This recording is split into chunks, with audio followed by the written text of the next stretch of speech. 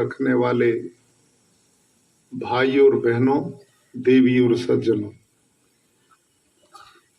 कुछ दिन पहले हरेश भाई ठक्कर, जो कच्छ के बड़े प्रगतिशील प्राकृतिक खेती के खेडूत हैं, उनका गुजरात में आने के बाद मेरे से संपर्क रहा।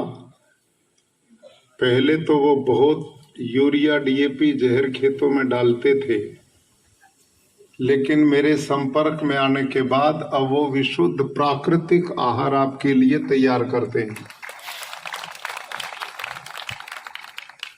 इन्होंने देशों में भी है और मुंबई जैसे नगरों में बहुत बड़े बड़े उद्योगपति बन गए हैं, लेकिन उन्होंने हमारे गांव को नहीं भूला, अपितु बिदड़ा गांव के अंदर एक बहुत विशाल अस्पताल की स्थापना की है और मेरी इच्छा कि आप उस गांव में आए। तो इस बीच में हेमंत कुमार जी बंधु उनके साथ आए और उन्होंने आज के इस कार्यक्रम के लिए मुझे आमंत्रित करने के लिए बुलाया। निस्संदेह मुझे भी इतना संभावना नहीं थी कि कच्छ के क्षेत्र में एक गांव में हॉस्पिटल की इतनी बढ़िया फैसिलिटी लोगों के लिए उपलब्ध कराई होगी। इसके लिए मैं आप सबको बहुत बहुत बधाई देता हूं, साधुवाद देता हूं। और आज हमारे बीच में बच्चू भाई नहीं है। मैं आज के इस कार्यक्रम में उनकी स्मृति को प्रणाम करता हूं, उनको अभिनंदन करता हूं कि उन्होंने आज से 50 वर्ष पहले इस क्षेत्र के लोगों की भलाई के लिए, उनके स्वास्थ्य की कामना के लिए इतना विशाल भूखंड पर इतना साफ सुथरा आधुनिक सुविधाओं से युक्त और ऐसी पद्धतियां जो भारत की मूल विचारधारा के साथ मिलती हैं, नेचुरो क्योर सेंटर की स्थापना की है, फिजियोथेरेपी की है, आई हॉस्पिटल है, हर प्रकार की आधुनिक ऐसे यंत्र मशीनें हैं जिनमें एलोपैथी के भी इलाजों की सुव्यवस्था है।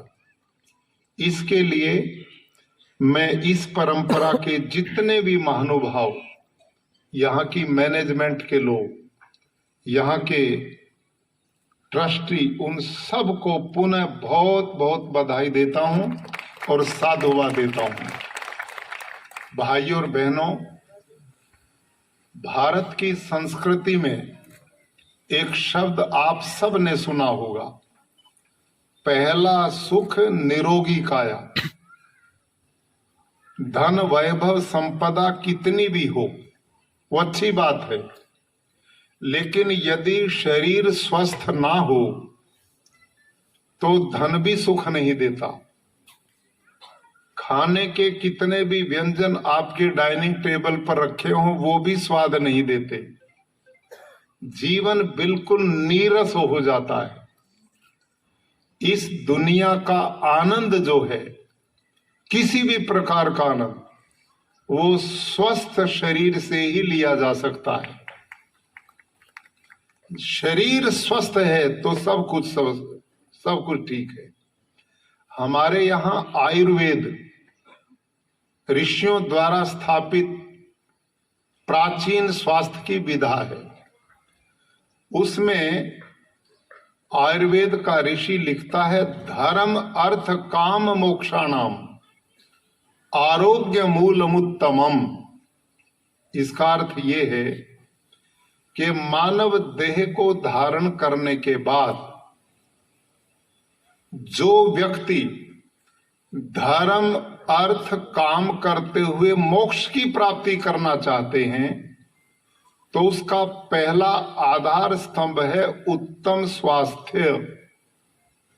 यदि शरीर स्वस्थ है तो आप धर्म के भी कार्य कर पाओगे, धन भी कमा पाओगे और अपनी जीवन की सारी कामनाओं की भी पूर्ति कर पाओगे और भगवान की भी प्राप्ति कर पाओगे। शरीर स्वस्थ नहीं, मंदिर में जाकर पद्मासन लगाकर बैठ ही नहीं सकते। कभी पेट में दर्द है, कभी सिर में दर्द है, कभी बाजू में दर्द है, तो भक्ति काहे की होगी। और आयुर्वेद में रोगी आदमी को पापी की संज्ञा दी है। घर में एक व्यक्ति बीमार हो जाए तो सारा घर अपसेट हो जाता है, रिश्तेदार भी परेशान हो जाते हैं, क्योंकि हम चारपाई पर लेटे हुए बीमारी में यही देखते हैं कौन आया और कौन नहीं आया। जो नहीं आया उसके प्रति दुर्भावना बन जाती है और जो आते हैं वो 20 काम छोड़ करके आते हैं। एक बीमार कितनों को परेशान करता है। तो इसलिए सुखी जीवन का पहला आधार स्तंभ ही आरोग्य है। तो हमारे यहां प्राचीन काल से ऋषियों को भी इस बात का पता था कि शरीरम व्याधि मंदिरम, ये जो शरीर है ये बीमारियों का घर है। और ये घर कब बनता है? जब हमारी दिनचर्या अपसेट होती है, खान पान ठीक नहीं होता।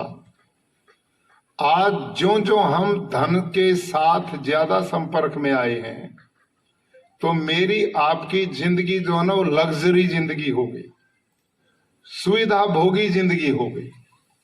और व्यक्ति जितना तपस्वी जीवन जीता है, पसीना बहाता है, योग करता है, प्राणायाम करता है, खेती में काम करता है, शरीर को जो कष्ट देता है ये शरीर उतना ही सहयोग करता है।